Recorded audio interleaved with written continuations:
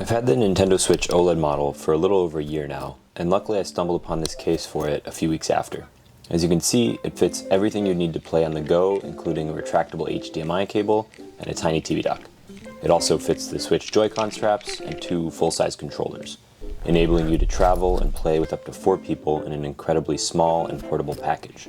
In this video, I'd like to walk you through how it all comes together and what accessories are needed if you'd like to do the same.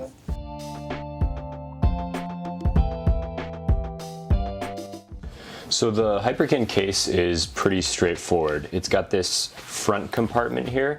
You can see where some of the accessories go. And then it's also got this back little compartment here where I ended up putting the controllers. Now, the overall kind of width at its maximum in this direction, the thickness is about 4 inches tops, and the height is about 10 inches here. And then the width is about 4.5 or so.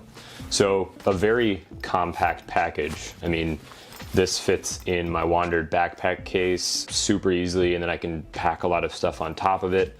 It takes almost no space. This also has the benefit of having a USB-C charger in it and also an HDMI cable. So it's not just useful for your Switch. It's actually really good for traveling, like if I want to hook up my laptop to a TV or if I just want an extra charger. Breaking down the components here, in the front case here I'll show you, we have the extendable HDMI cable. Now this is about a 3-foot cable and is quite sturdy actually. Looks like it's maybe gold plated, and I picked this up for like $12. I'll throw a link down there for you to check it out.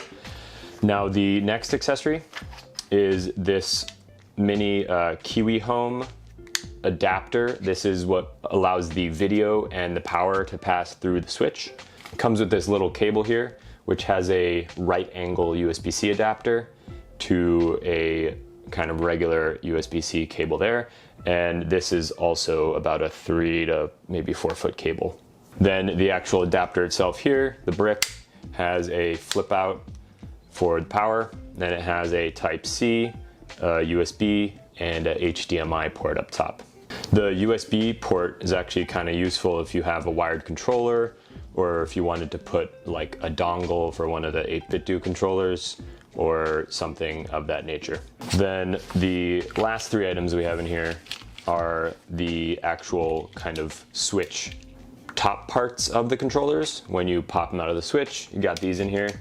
So that gives you, full 2 controllers there when you're doing multiplayer. And then we have the 8BitDo little adapter. There's this red one, which looks kind of like brick. And then there's also a brick style one that's black. I believe the black one is the newer one, but both of them work quite well. Then just a little microfiber in here for cleaning the zag protector that I have on the actual Switch. And it's also just nice to have in my bag if I need to clean my laptop screen too or something like that. And then the last thing in this pocket is just the game carts you can see here. There's room for about 10 of them. I only have a couple, like 3 or 4 in here, but works quite well, pretty straightforward. Just a little elastic band there for it. So that's the side compartment. The mid compartment here is just the kind of Switch case where you just can slot that in here. This would, fit the OLED here that I have. This will fit the original case and will obviously fit the light. Probably a little big for the light, but here's my Switch. This is the OLED model. I got this day one when it came out, and from day one I put a screen protector on it. This is a Zag one, so pretty good. It's kind of like a tempered glass type screen protector. It is kind of a fingerprint magnet, but keeping the little protector in here, it comes in handy a lot. Then I have 2 little covers for the joysticks. I just kind of like a little more grip, and it gives a little more depth to the kind of joysticks here and a little more texture as well. And then finally, the last thing I have in the Switch is the little micro SD card here. It's kind of a cool little one. It's a SanDisk 400, and it's got a little like kind of Bowser shell on there, and it matches the blue aesthetic. Then finally in the little back pocket here, we have the controllers. First up here I have the 8BitDo Lite controller. This is a more retro styled gaming controller. I've customized it a little bit, as you can see here. It's kind of cool. It's got, you know, I did a little Pikachu in the front with the katakana for Pika. And then on the back, if you see the Pokeball down here, actually, if you put it in pairing mode, the lights will kind of flicker on down there. And in the nighttime, it looks like the Pokeball is kind of glowing. But then if you flip it, the Pokeball opens, and then I put a little Raichu here. And I made sure to kind of have this so that my fingers don't touch it. It's just kind of Sharpie. Same thing as the front. When I'm here, nothing will touch the Pikachu, so shouldn't smudge over time. It's kind of just a fun little customization. I didn't really like this color controller. They also make the kind of aqua one, but I think now that it's kind of Pikachu customized, it's a lot cooler. And then the last thing I have in here is the NES 30 Pro. Actually, I think this is a discontinued controller, but it has USB-C. It's got the kind of stacked shoulder buttons here, or adjacent ones rather. Not the most deep joysticks, but I actually like this controller. Unfortunately, I don't think they make it anymore, but it kind of fits perfectly in here. I also have the green kind of aqua 8BitDo Lite 2, which has the joysticks on it. This 8BitDo Lite has more stacked triggers here, like a regular controller versus the two ones here. But for this one, you know, honestly, when I'm playing retro games, the maximum, I feel like you're using like one shoulder button, so it's not that big of a deal. This one does have the little joysticks. You know, it actually has a lot more kind of feel than these little ones. So I think these are both really great options if you can get one of these on the used market or something.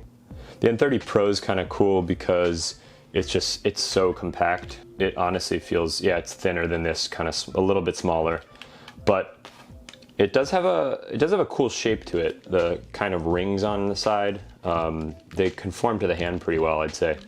And it has these cool little lights here.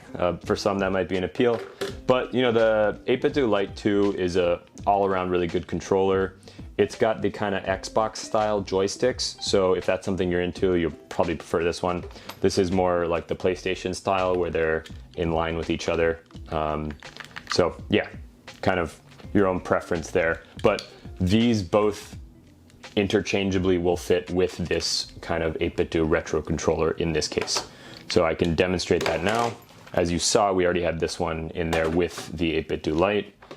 And then the 8BitDo Lite 2, if we throw this in here, easier if you put the joysticks on this side and then throw it at a little bit of an angle down there. You can see there. And then the 8BitDo Lite will slide right in. And so that's kind of the back section there. So one of the best parts of the Switch, in my opinion, is really just the ability to travel with it, right? But the actual included Switch dock that comes with the OLED or the standard model is rather cumbersome.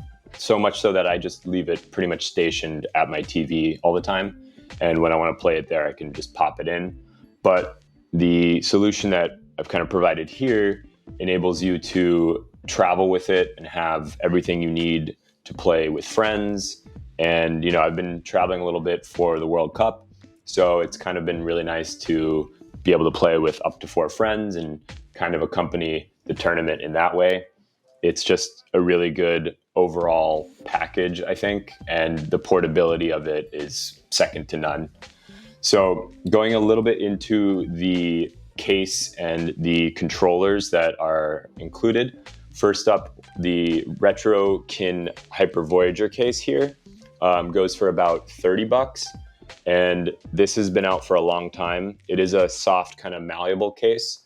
The retro 8BitDo Lite controller that I showed that I kind of customized, that comes in at about $25 and is very slim in terms of any kind of Switch controller that you'd get. Then the 8BitDo Lite 2, which adds a little bit more thickness with the trigger buttons and the joysticks in the front, that comes in at about $35. And the kind of now discontinued N30 Pro that is also about $35. I just listed that here because I have it, but if I were to recommend one, the 8-bit Delight 2 is probably the one you can get without buying something secondhand, or probably for a markup because it's discontinued. And then getting kind of into the accessories that are inside, we have, you know, a decent amount of them, but the Kiwi Home dock is what really enables the portability of this. The Genki covert dock, I'll insert a little clip here. It doesn't have a USB port, but is a little smaller, so it might make things easier to kind of package in here. The retractable HDMI is only $16, and that is kind of one of the essentials in here that fits pretty well. Then the 8-bit Do adapter 2, that is about $20, depending where you get it. It goes on sale pretty frequently. But then the Switch memory card that I have is about $90, but that is a Nintendo kind of branded SanDisk partnership, so probably more expensive than it needs to be. You can definitely find like 500 gig cards for cheaper, I think, if they're on sale.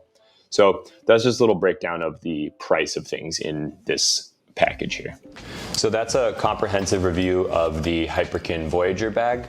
It's kind of one of my favorite things I found for the Switch, just in terms of the portability it offers. It's a very compact overall package. I can kind of fit it in any backpack that I have, and it takes up no room.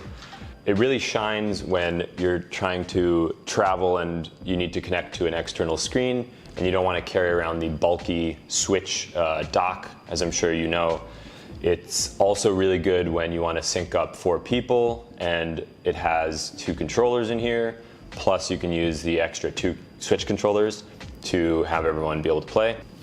I also did a review recently on these QC45s, which personally I use all the time with the Switch, and I think they pair very well with it. Now that the Switch supports Bluetooth audio, I will leave the link to that review that I did up here. So anyways, that's it for this video. Thanks for watching, and I'll see you in the next one.